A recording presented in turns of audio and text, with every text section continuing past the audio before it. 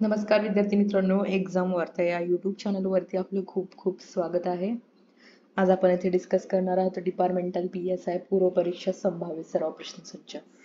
आजचा सराव प्रश्नसंच हा अर्थशास्त्राचा आहे. तर चला मग सुरुवात करू आजच्या या पॉइंटला. पहिला प्रश्न आहे, चुकीची जोडी ओळखा. बँक व त्याच्या स्थापना वर्ष. ऑप्शन 1 बँक ऑफ बंगाल, स्थापना वर्ष 1809. ऑप्शन 2 बँक ऑफ बॉम्बे, स्थापना वर्ष 1840. ऑप्शन 3 बँक ऑफ मद्रास, स्थापना वर्ष 1843. ऑप्शन 4 यापैकी एकही नाही. याचं उत्तर आहे ऑप्शन 4 यापैकी एकही नाही, म्हणजे ऑप्शन 1, 2 व 3 या तीनही जोड्या बरोबर आहेत. Bank of Bengal, bank of Bombay व बँक ऑफ मद्रास या प्रेसिडेन्सी बँका आहेत. 19व्या शतकामध्ये ईस्ट इंडिया कंपनीला व्यापारी बँकाची जेव्हा गरज भासू लागली तेव्हा त्यांनी प्रेसिडेन्सी बँक स्थापण्याचा निर्णय घेतला. 1806 मध्ये बँक ऑफ कलकत्ता ही पहिली प्रेसिडेन्सी बँक स्थापन करण्यात आली होती, जिचे 1809 मध्ये प्रेसिडेन्सी बँक ऑफ बंगालमध्ये रूपांतर करण्यात आले. पुढचा प्रश्न आहे, सन 1921 मध्ये खालीलपैकी कोणत्या बँकाच्या एकत्रीकरणातून इम्पेरियल बँकेची स्थापना करण्यात आली?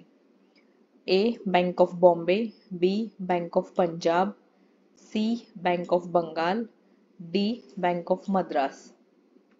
याचं उत्तर आहे ऑप्शन 3 ए, सी व D. Bank of Bombay, bank of Bengal व बँक ऑफ मद्रास या तीन बँकाच्या एकत्रीकरणातून इम्पेरियल बँकेची स्थापना करण्यात आली होती. इम्पेरियल बँक ही खाजगी बँक होती, परंतु ती ब्रिटिश सरकारसाठी बँक म्हणून कार्य करत होती.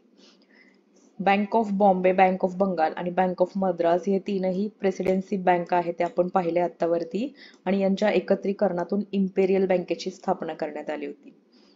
पुढचा प्रश्न आहे, खालीलपैकी कोणत्या समितीने इम्पेरियल बँक शासनाकडे हस्तांतरित करून तिचे नाव स्टेट बँक ऑफ इंडिया करावे अशी शिफारस केली? याचं उत्तर आहे ऑप्शन 4 अखिल भारतीय ग्रामीण पतपुरवठा सर्वेक्षण समिती. या समितीने इम्पेरियल बँक शासनाकडे हस्तांतरित करून त्याचे नाव स्टेट बँक ऑफ इंडिया असे करावे ही शिफारस केली होती. या समितीची स्थापना 1951 मध्ये करण्यात आली होती. 1951 मध्ये. या समितीचे अध्यक्ष होते A.D. गोरवाला. या समितीने त्याच्या अहवालात म्हटले होते, कृषी व ग्रामीण भागाच्या विकासासाठी योग्य प्रमाणात वित्त पुरवठा आवश्यक आहे व यासाठी ग्रामीण भागात बँकिंग सुविधाचा विस्तार व्हावा लागेल आणि यासाठी इम्पेरियल बँकेला शासनाने ताब्यात घ्यावे. त्यानंतर 1 जुलै 1955 ला SBI कायदा करण्यात आला. 1955 ला SBI कायदा करण्यात आला आणि हा कायदा करून शासनाने इम्पेरियल बँकेला ताब्यात घेतले व त्याचे स्टेट बँक ऑफ इंडिया मध्ये रूपांतर केले. पुढचा प्रश्न आहे, MICR म्हणजे dash dash dash.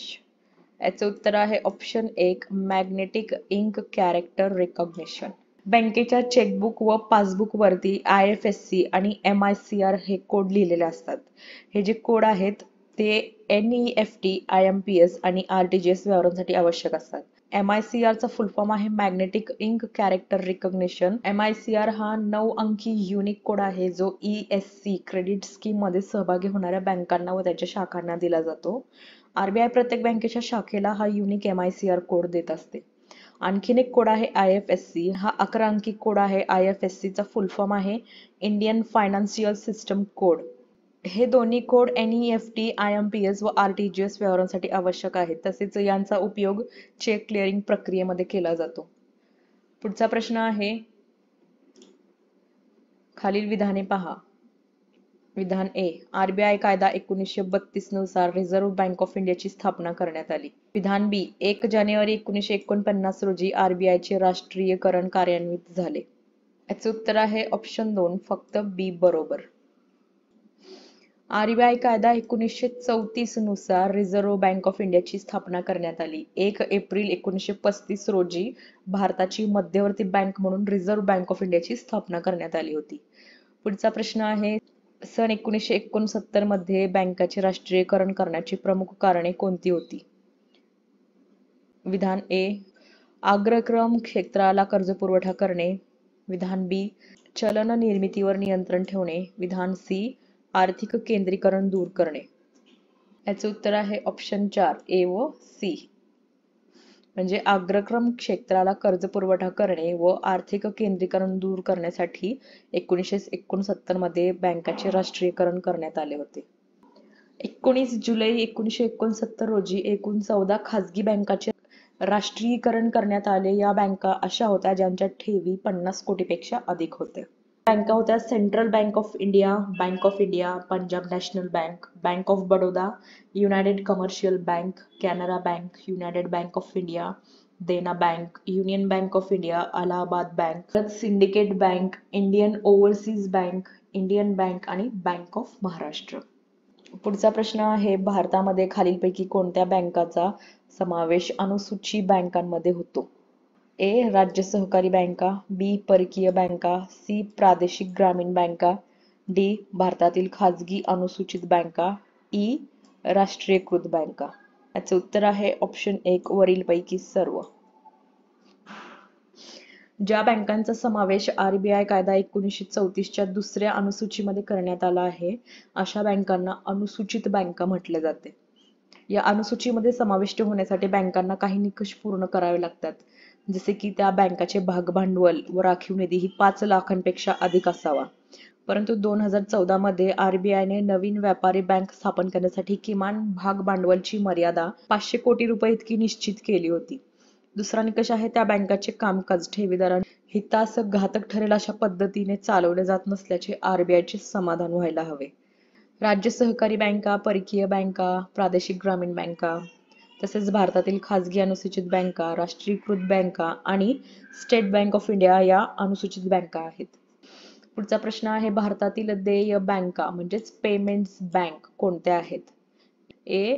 Airtel payments bank, B. Indian post payment bank, C. Paytm payment bank, D. Jio payments bank. याचे उत्तर आहे ऑप्शन 1 वरीलपैकी सर्व. पेमेंट बँक ही एक मर्यादित सेवा देणारी बँक. ती फक्त ठेवी स्वीकारू शकते व पैसे पाठवण्याची सेवा प्रदान करू शकते. पेमेंट्स बँक कर्ज देऊ शकत नाही. पुढचा प्रश्न आहे, लघु वित्त बँक स्थापन करण्यासाठी पात्रता कोणत्या आहेत?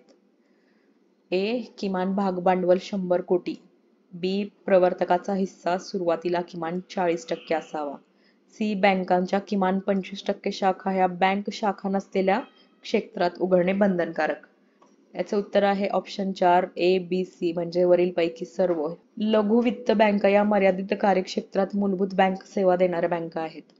या बँका लघु व सीमांत शेतकरी, सूक्ष्म व लघु उद्योग व इतर असंघटित क्षेत्रातील व्यक्तींना बँक सुविधा उपलब्ध करून देऊन वित्तीय समावेशन घडवून आणतात.